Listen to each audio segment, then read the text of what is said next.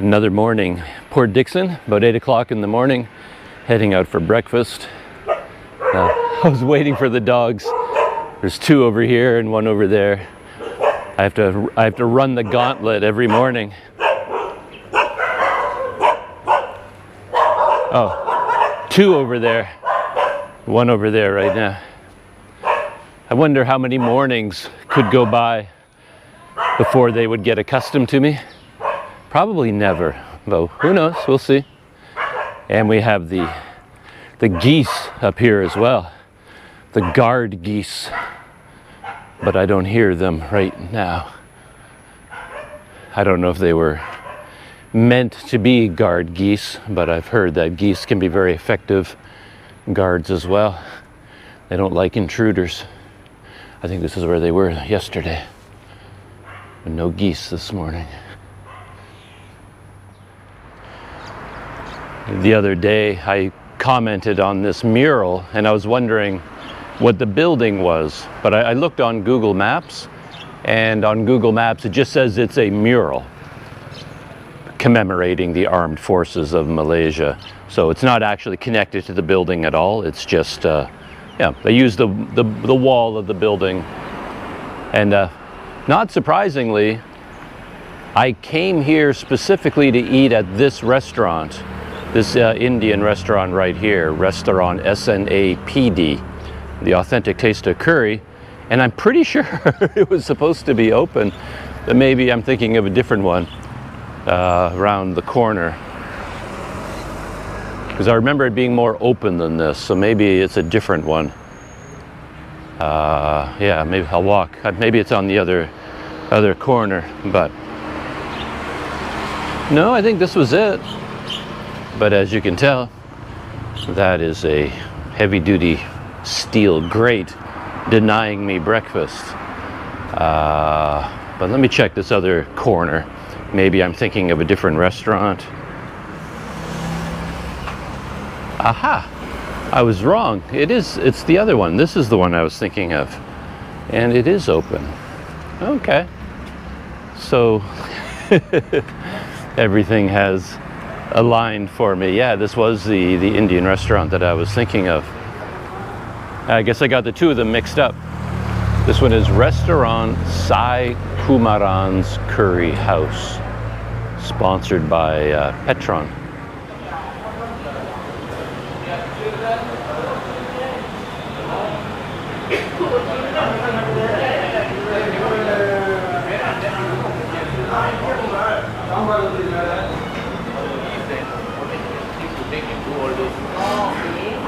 We have to do it, is it? Already 6 years we have to do. The COVID we didn't do it. Second will be Chinese, third will be my Oh, okay. Oh, you did that. Look at me. I just got a few things at random, looking at their display, and I got a Roti Telur. I'm not quite sure how it's served, but I assume it's going to come with the roti, egg roti, with a bunch of curry sauces, things like that. And it's a very popular breakfast, of course, Roti Telur, Roti Chennai, but I don't find it's enough food for a breakfast, so I have to get some other things as well. Oh, that's great. Brought me some tea, and I noticed they had some white rice, but more like a pudding rice there, and I wasn't sure what that was. And he did say something about yogurt, so I got some of that, some mee, some noodles, and then a couple of samosas as well, and a cup of tea. So that is the noodles, the mee, of course. This is the rice yogurty thing. Again, I don't really know what it is. A couple of samosas and tea, and then I just have to wait for my Roti Telur to show up. Let's dive in, starting with my tea. I got very excited when the tea showed up. So nice. I'm always talking about how I want my hot drinks hot, and Indian restaurants never let me down when it comes to the tea. The tea is always just right, piping hot. If only coffee could always be this hot. It's very nice. Let's zoom around a bit and get some flavors. I'm mainly curious about this yogurt rice mixture, almost like a rice pudding. I have no idea. I mean, I combined some items that interested me, and I'm sure that no one from India, where with an Indian heritage, would order this particular collection of food for breakfast. I think I end up mixing and matching in very strange ways, but I don't know what's supposed to go with what. How am I supposed to know?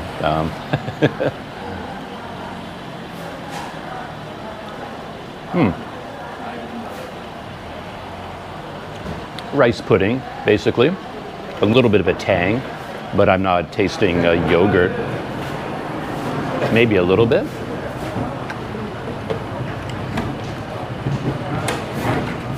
Yeah, it's coming through now. You could convince me that there's a yogurt base in here somewhere. That's really nice. I like that a lot. The noodles.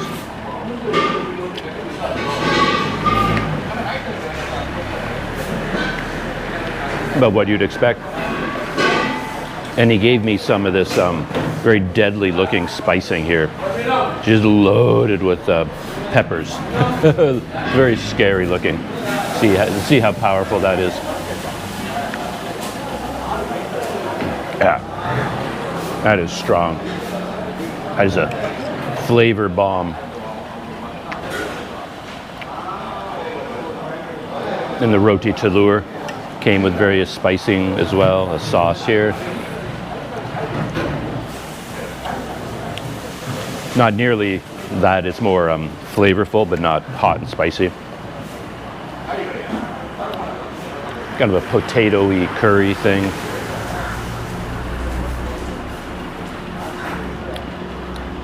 Another sort of a curry flavor. Let's bite into one of my samosas. I don't know what kind of, I assume it's a vegetable samosa.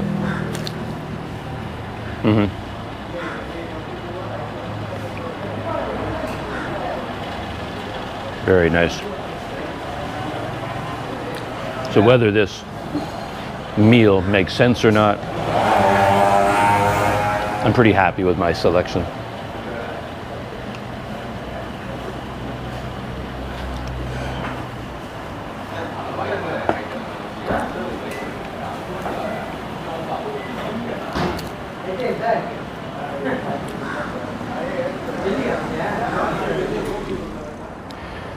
That's where I had breakfast. You can just make out the Indian restaurant on the corner here.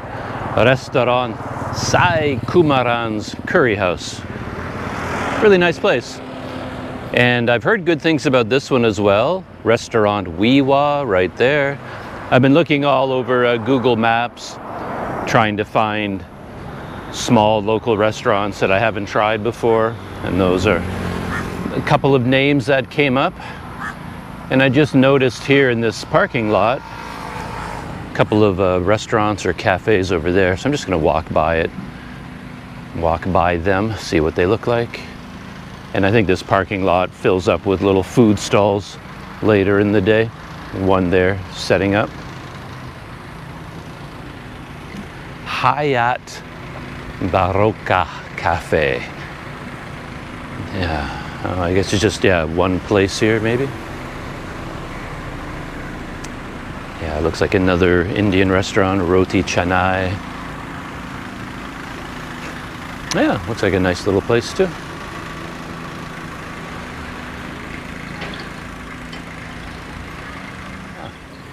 Turns out this little restaurant here is, it's not an Indian place. It does have a sign that says Roti Chennai. And they serve Roti Chennai, but it's actually a Malay restaurant. And I figured that out very quickly because my landlord was there. I didn't even realize that. I walked up to the place and I'm looking at the signs and someone said hello or said something. I turn around and it was my landlord. I'm renting a room from in this man's house, and I guess he comes here for breakfast. So that was a complete surprise. And yeah, I saw this one as well when I was on Google Maps roaming around. This is Azmi Chendal. Yeah, a lot of small restaurants to try out. I had never noticed this one before either. Manwa PD restaurant. Let's walk by it here, see what's going on, what it looks like. Yeah, it looks like a nice place too.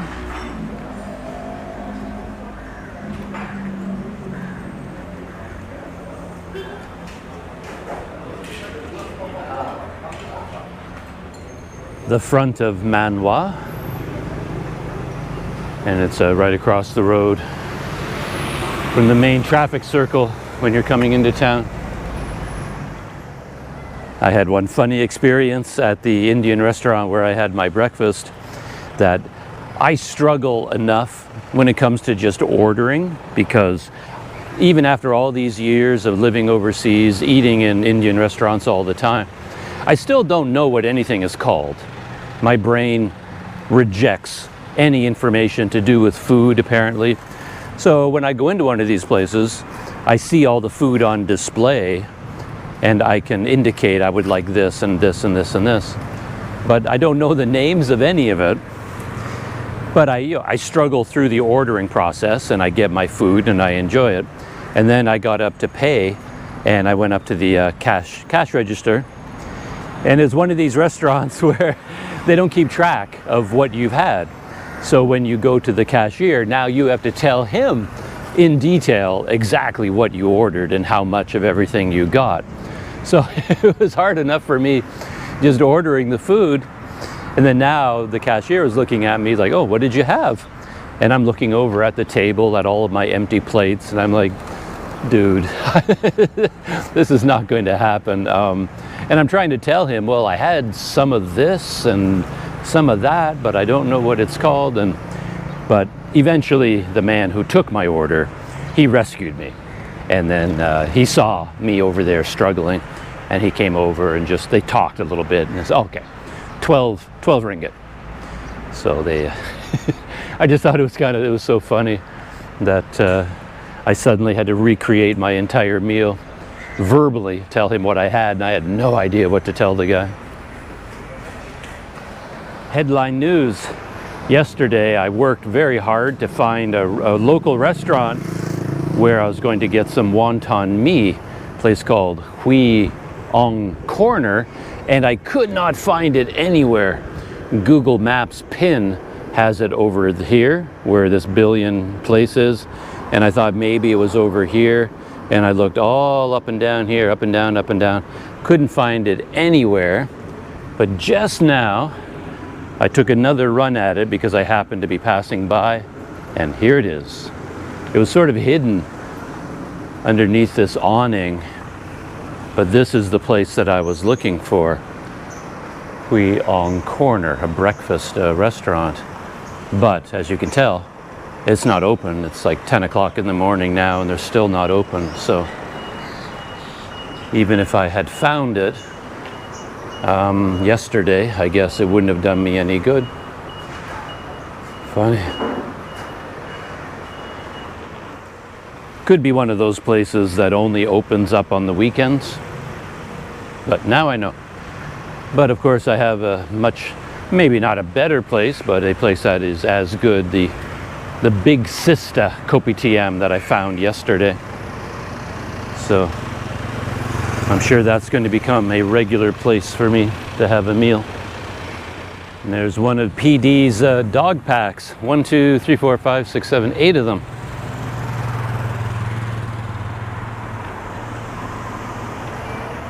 Nothing extraordinary to report now that my morning's walk is coming to an end. I went down by the waterfront, grabbed a cup of coffee down there for a while, hung out, and now I've been walking back to where I'm staying. Chose a different route, brought me through quite an unusual neighborhood. Unusual in that it was different from other neighborhoods that I've seen so far. I didn't take any video of it, but from here you can see this big gray apartment complex, sort of lower income housing. There's 3 or 4 of those giant buildings, and then I'm going through this more typical neighborhood with some of these larger houses that I've pointed out before in Port Dickson. There's quite a number of them. So there's a real mix of these larger modern houses, and then the smaller more traditional units here. And then there's quite a bit of low-income housing over here with these apartment blocks. A lot of garbage all through that area, I have to say. And from here, I can see the big house over there that I've always been talking about with the tower on top, and then the Buddhist temple. While I was walking around this morning, I was most of my time, I think, in sort of Indian neighborhoods, noting Indian restaurants, things like that. And then all the men zooming around, zooming past me on scooters, all seemed to be of Indian heritage. And that got me thinking about the percentage breakdown of the population in Malaysia. I'm sure I've looked it up in the past, but these are numbers that don't stick in my head. So I looked it up again, and according to what I saw this time, Malaysia's population is made up of about 70% Malaya, 71% Malaya, 23% Chinese, and only 6 or 7% Indian. And that breakdown surprised me because I would have assumed the Indian population was much larger. Just based on their visibility in my day-to-day life, I guess. Maybe I seek out those restaurants and those people and those neighborhoods, I don't know. But I seem to be coming across like Indian style housing, restaurants, Indian people a lot more often than you would think, considering they only make up 6 or 7% of the population. Yeah, it's kind of interesting. And then same thing for Chinese. I would have thought the Chinese population was more than 20%.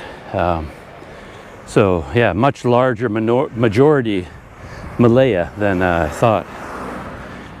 But anyway, I'm just about back at the house where I'm staying. I'm going to be passing by another quite large, impressive residence over here, this orange one. Yeah. So, I think that is it for my little morning walkabout. Hope you enjoyed that. Another glimpse into the life of Port Dickson. And there's actually quite a large power plant here of some kind. I don't quite know what it is yet. Maybe I'll look that up, figure out what it is.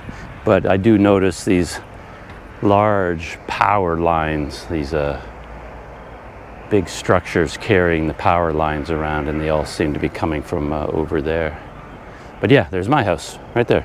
So I'm right beside this this big orange building here. My little white one is just down there.